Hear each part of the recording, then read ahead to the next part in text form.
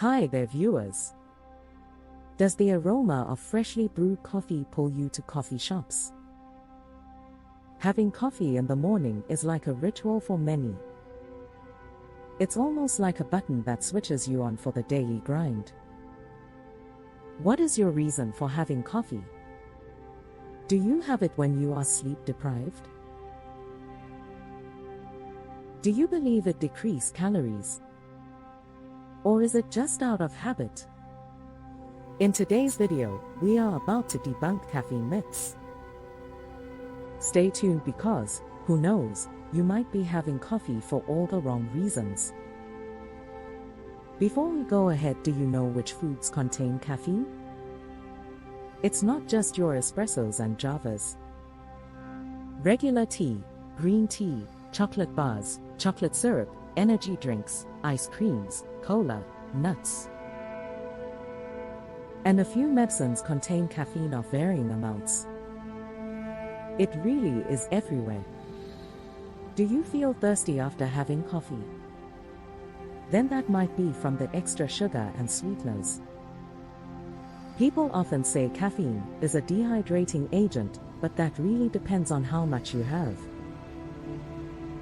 Caffeine is a mild diuretic. It might increase your urine output if you go beyond 300 milligrams a day. That would come up to 3 or 4 cups of coffee. So if you have your coffee with water, it will even help your body stay a little more hydrated. If you still feel parched, have more water. There is no better drink than water. Pregnant folks, has your doctor advised you to dial down your caffeine intake? And you thought you only had to give up on alcohol, sushi, and soft cheeses. Studies show caffeine less than 200 milligrams does not affect fetal growth. High amounts of caffeine in food and drink can lead to a loss of pregnancy. Caffeine can cross the placenta and reach your baby.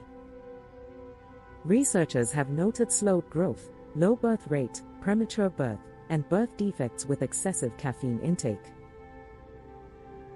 Are you thinking of switching to tea for less caffeine? Then hold on a minute. The type of tea, the length for which the tea steeps, the temperature of the water, particle size of the tea powder, and the amount of tea used for 1 cup will all play a factor in deciding the caffeine content in the tea. So even if you're picking black or green tea, you might end up with more caffeine than instant coffee. While most of us believe that coffee contains more caffeine, it's really only because the coffee powder usually packs more caffeine in one drink. Realistically speaking, coffee beans have less caffeine than tea leaves. For most of us, coffee is a morning beverage, and when you are tempted to have it at night, you often get told that it might cause insomnia. This statement might hold true for a few people who can sleep well right after drinking coffee at night. It depends on your genetics and what other foods are present in your stomach at that time. Blessed with great genes and can metabolize them fast can enjoy a cup of coffee before bed safely. Are you guilty of chugging coffee after a bad hangover? Caffeine is a powerful stimulant of the nervous system. Caffeine may relieve drowsiness and enhance your performance. It just takes a few minutes for it to reach the bloodstream and act rapidly. So how caffeine works? Caffeine blocks adenosine, a chemical naturally produced by your brain. Adenosine tells your body to slow down and pushes you to sleep. Once the caffeine molecules bind, you no longer feel sleepy or tired. Caffeine also releases dopamine and serotonin, which are our body's natural antidepressant neurotransmitters. Moving along, is caffeine bad for your bones? The answer will completely depend on your age and how much caffeine you drink in a day. Research shows caffeine can make you lose excess calcium and magnesium through your urine. Should heart patients stay away from caffeine? If you are sensitive to caffeine, then consuming caffeine-infused foods, so drinks, coffee may elevate your heart rate and blood pressure. Do you feel like you're hooked on caffeine? We often hear people saying they are addicted to caffeine, but scientifically it is baseless. Addictive substances produce large rises in dopamine and activate the reward circuit in your brain. But caffeine only produces small bursts of dopamine that are not enough to trigger. What about weight loss?